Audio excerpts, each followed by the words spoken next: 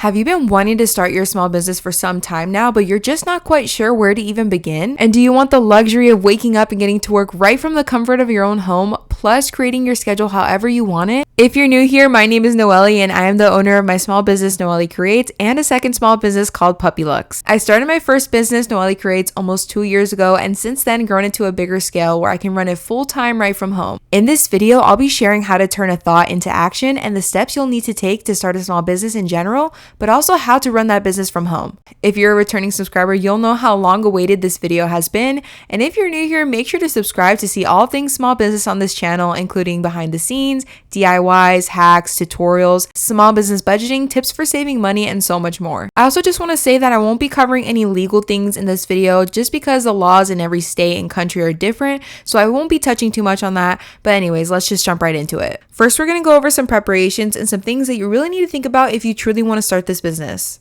The one thing that all businesses have in common is they all stem from the same place, just an idea. If you already know what you want to do or what you want to sell, that's great. I do, however, have some advice that I'd want to hear if I was starting from scratch. There is nothing wrong with wanting financial freedom or to be rich. Money solves a lot of problems and allows you to live comfortably. However, passion and happiness is just as, if not more important than money. And the best combination is choosing something that makes you happy and that you're passionate about and finding a way to make a business out of doing something you love. Anyways, that's just my thoughts on it. And now back to the idea. Here's a couple questions to consider. Obviously, what do you want to do or what do you want to sell? Can you run the business from home? Do you have a space or can you make the space to run the business from home? Does it require shipping? How far is the nearest post office? How much do you have to invest? Have you saved up or do you have the funds? Do you have a safety net or a foundation? Are you stable enough to start this business physically, mentally, and financially? I know sometimes emotions can take over and you get too excited, but do not make any impulsive decisions and be responsible.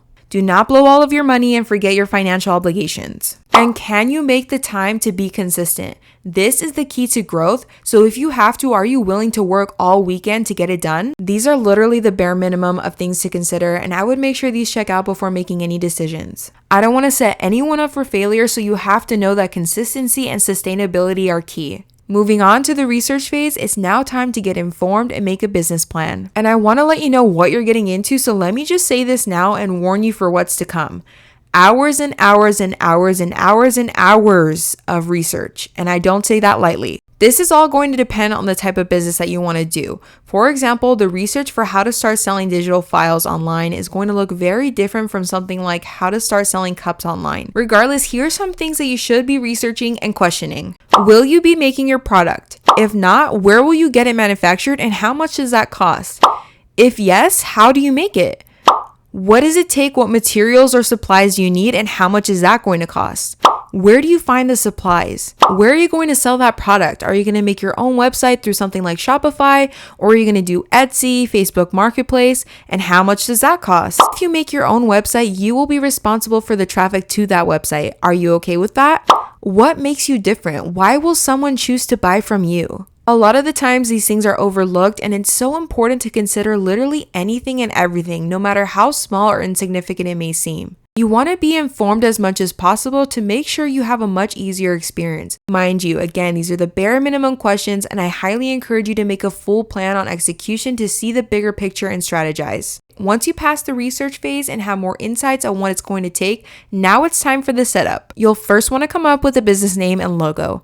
Something I wish I did differently was not including my name in there. I wish I had picked something more generalized like I did for my second business, PUPPIELUXE. It's hard to stick out of the crowd with a name like NOELICREATES because anyone else can do the same thing and you always want to stand out in the crowd. With PUPPIELUXE, it's more unique and authentic but still generalizes that the business centers around dogs. This is just my take on it and something I wish I would have done differently, but of course you're free to choose whatever you'd like. A key point I'd like to make about choosing a name is that it should be consistent on all social medias, your website, and your email. This is super important for many things, but mostly for the ease of your customers and prospects to find you anywhere. Prior to choosing a name, make sure that the website domain name is available, and you can check that by heading over to GoDaddy.com and type in your desired domain name. And if you're like, what the heck, what's a domain name? It's literally just the name of your website. For example, mine is NOELICREATES.com. You'll also want to check to see if the social media handles are available, the main ones being Instagram, TikTok, and YouTube, so check all those platforms to ensure that they can all be cohesive. and check to make sure if your business email is available as well. And to start, you can just use Google email. That's what I did. Once you've confirmed and claimed a name, it's now time to create a logo and brand identity. To be completely honest, your brand identity is not a top priority at first because in my experience, that kind of comes together as you grow. But if you still want to establish that, I would recommend it. You will most definitely need a logo for your customers to recognize you. Some tips I have for creating a logo are to choose something professional and in SVG format. I did create my logo on Canva, which is an amazing business tool and free to use. However, a lot of other business owners also use Canva to create their logos, and that's why you may see a lot of similarities or repetition because everyone uses the same templates. However, I do believe if you want to download SVGs from Canva, you have to have the paid version, which is only $10 a month, and I definitely recommend it because Canva Pro is elite. You can also use another tool called Inkscape, which is like the free version of Adobe Photoshop, though it is still pretty complex and takes practice to get the hang of. And this tool is amazing for graphic designs and so many aspects of businesses, so if you have the time, I would definitely try to learn to use it.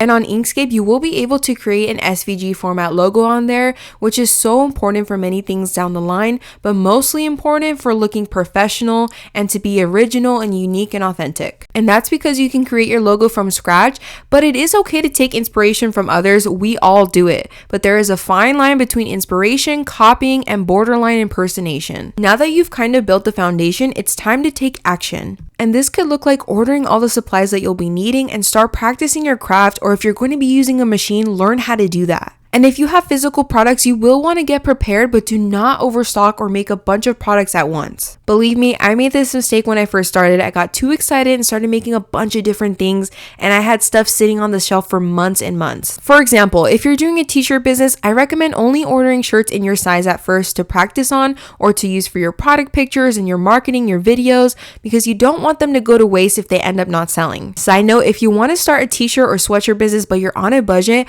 I can show you how to start that business for under $500. Leave a comment down below if you want to see that video. You'll also want to start setting up your social medias and start posting. Show the setup process, show the behind the scenes, count down to the launch date. Start finding your customers and building your community. And if you don't know what to post, look at others for inspiration, but always add your own unique twist to it. You'll also want to start setting up your shop or your website wherever you're going to be selling on. Here are some things to think about and consider.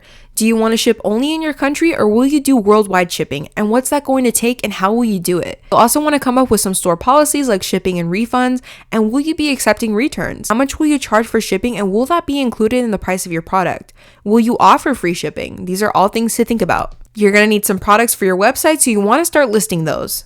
You need to calculate all your costs and do not overlook things. Here's an example. If you're selling a glass cup that costs you $10 for the blank and $5 for the design, and you're only charging $20, but you're not accounting for other things like your labor or your packaging materials that aren't fixed into the shipping fee, those margins are going to be pretty slim and unsustainable. Granted, that was just an example, but again, something to note and consider. Side note, regardless of where you're going to be selling, whether that's Etsy or your own website, you will need a return address for shipping packages. You can use your own address, though I don't recommend that. I personally use a PO box, but you can also use a virtual address. You'll also want to customize your page and make it presentable to your customers. Something super important to remember is that people like easy and convenient. If you make your website hard to navigate, and if the customer has to hassle or struggle, more than likely the customer won't go through the trouble to find what they're looking for. Once you have everything set up, your products are listed, your shipping is good to go, now you're ready to launch your business. You probably won't feel like you're ready, and that's totally normal, but you just have to throw yourself out there and start. It's impossible to have it all figured out right away. I'm almost 2 years into this, and I still learn new things every single day. Like, I don't know what I'm doing sometimes. The most important thing is to just start, and I promise you, you will figure things out as you go. Trust the process and keep showing up. Your first sale may take a day, a week, a month. You truly don't know. But I do know that it will happen eventually if you're putting in the work. That was the simplest rundown of how to start a business, and now I'll be answering some small business questions that you guys asked me. This is probably the most asked question that I am constantly getting, and it's where do you get things manufactured and where do I find supplies or suppliers? And a lot of people don't realize I have a whole Amazon favorites page with almost all the supplies I use, and I always have that linked in the description. All of the custom packaging that you guys see in my packing videos, that is from sticker Mule, and I've been using them since the start of my business, and I love that they actually have affordable options and samples with no limits, which is so convenient and budget friendly when you're first starting out. And I also always have a $10 credit linked in the description for you guys to use if you want to try out Sticker Mule. Okay, and as for the other supplies that I don't get on Amazon or Sticker Mule, I find all my supplies by researching on Google. You will find everything you need on there if you're willing to do the work. It takes a lot of time, money, and trial and error to find good, reliable suppliers. Something to remember when you're searching for suppliers is that affordable or cheap doesn't always equal good quality. And if you want direct answers or references for suppliers, you probably won't find them without paying for it. Again, a lot of time, money, and trial and error goes into it, and businesses aren't willing or obligated to share that information. Mind you, all of that information is available for free online. You just have to search for it. So don't waste any time waiting around for answers. Go out there and search for them yourself. Alright, I touched on this a little bit early in the video, but I'll elaborate a little bit more.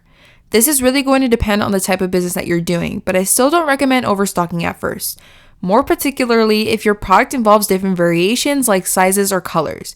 You don't want to have 20 size small shirts at first because later down the line you might notice that size large are your best sellers. Maybe you order a bunch of products in the color red when only the color pink sells the best later on. Believe me, I made mistakes like this and it cost me hundreds of dollars. I'm almost 2 years in and I still have products like screen print transfers sitting on the shelf that I cannot get rid of. So think of the longevity and if your product can be repurposed before stocking too many. Okay, so I truly can't tell you how to price your merch because again, this depends on so many factors. For example, let's say I sell sublimated tumblers and laser engraved tumblers.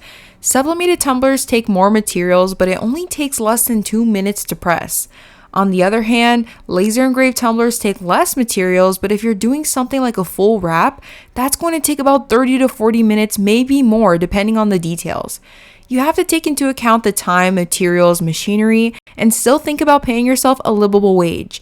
And when it comes to shipping costs, you have to think about not only the cost of the label, which is essentially the cost of how to get the package from point A to B, but also the shipping materials used to package the order. What I will say though is that the shipping materials should not be coming out of your pocket and should be included in the price of the product or in the price of shipping. And you can always price your shipping rates by weight or the amount of money spent on an order. For example, I offer my customers free shipping on orders over $100. You definitely need to dissect all the costs and charge accordingly. I made the mistake of not figuring it out until after a couple months of starting, and it cost me a lot of money. There's no exact amount I can tell you on how much it costs to start a business, but what I will say is that I made some poor financial decisions when I first started. Please know that there is a huge difference between investing and spending. From the start, I was already full-time, so I did go all in, and I was irresponsible with where my money went. And that's why I mentioned earlier in the video not to blow all your money and forget your financial obligations. I used almost all the money I had, so I took out some credit cards, and only when I was down to my last around $1,000, that's when I had no choice but to use whatever I made from the business. And the money from the sales was going right back into the business. I didn't pocket anything for about 8 months, and that's when I started actually profiting. If I could do it all over again, I would 100% focus on my research and calculating costs before actually purchasing anything. I mentioned that excitement and emotions can take over, but it's so important to be smart and make informed decisions because you don't know how long it's going to take to start seeing that money come back. Being a small business owner will probably mean that you'll have to become a content creator. The way I grew my business and got sales was all through social media, and in this day and age, there is no better place to market your business for free than on the internet. And no, you don't have to spend hundreds of dollars on ads to market your business when you can grow an audience and customer base organically. I have never used any paid efforts to promote my business. I did, however, do a lot of research on growing on social media and how to reach my target audience, and most importantly, how to build a community. Sales are great, don't get me wrong, but oftentimes the people who are engaging and interacting with your content are just supporters who like you and your content. Be consistent and keep showing up. That's the only way your business will grow, and focus on strategy and post with purpose. Okay, now that I've kind of answered all the group questions, I'm going to be answering some miscellaneous questions, so here we go. How do I deal with bad reviews or customers? Here's the thing, if you make a mistake, always take accountability and make it right. But unfortunately, even if you do everything right, you will always have experiences with unpleasant customers. You have to go into this knowing that you can't please or make everyone happy, and not everyone is going to love what you have to offer. However, that is not grounds for customers to insult or verbally abuse you. Being your own boss means that you have the right to refuse service and not have to take insults or deal with rude customers. It's 2024 now, and I think we can all agree that the customer is not always right. Have you ever heard that saying that goes, never mix business with pleasure, or a friendship founded on business is better than a business founded on friendship? I don't want to be the one to crush anyone's dreams, but I also want to be as honest as possible. I will speak on my personal experience as a solo business owner, and let me tell you, I cannot imagine having to run all my decisions by someone else. That's just how I feel about it, and I would thoroughly think it through. As a matter of fact, I wouldn't even tell anyone if I was starting a business, no friends or family, unless they absolutely have to know, for example, those in your household who will inevitably find out. Keep it very quiet and work in silence. And I know from personal experience, but unfortunately, oftentimes your friends and family are your biggest haters and keep malicious eyes on you. And if anyone does find out, which was the case for me, don't let anyone get in the way of chasing your dreams. Misery loves company, and if someone is hating on you, it's because deep down they actually hate themselves. Their discouragement and criticism is a reflection of them, not you. I would not be where I am today if I let someone else's insecurities that they projected onto me stop me from chasing my dreams. Something that eases my mind when sales are slow is knowing that it won't get better if I give up. It's not always going to be busy, and you will experience slower periods. You have to push through and remember why you started. I know it can be tough, especially if you rely on your business to pay the bills. Having other sources of income for cash flow is so important in case you do need the extra help during those slow periods. Don't put all your eggs in one basket and consider looking for other streams of income. The way I find inspiration for my designs is I'll usually scroll on Pinterest or head over to Etsy or even look to other small businesses. And whenever I find something I like, I'll save it to look back on when I'm creating my designs. I always add my own creative touch and style. I usually now only hand draw my designs on Procreate, but I didn't start off that way. At first, I used Canva to create designs, and this is such a great starting point for anyone looking to create their own designs. You are a little limited with how unique you can get with the designs on Canva because you're basically just combining a bunch of elements together. So if you want something more detailed and intricate, I would definitely start learning how to draw on Procreate. I get asked a lot about how I make certain things or how I draw on Procreate, and I do have videos on my channel for that, but let me tell you, YouTube will literally have all the answers you need.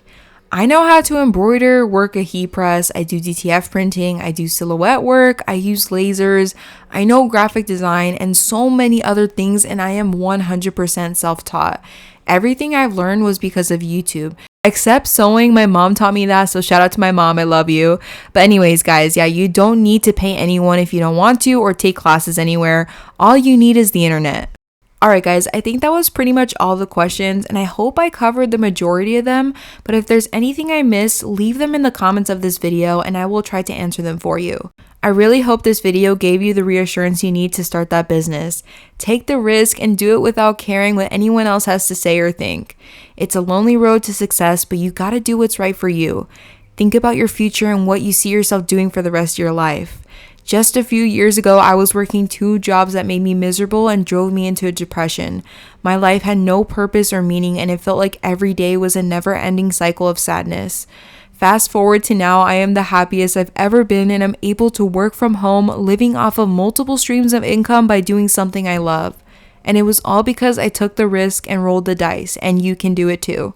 Please let me know if this video was helpful and if you want to see more videos like this. And don't forget to subscribe and check out my TikTok and Instagram for more content. And I will see you guys in the next one.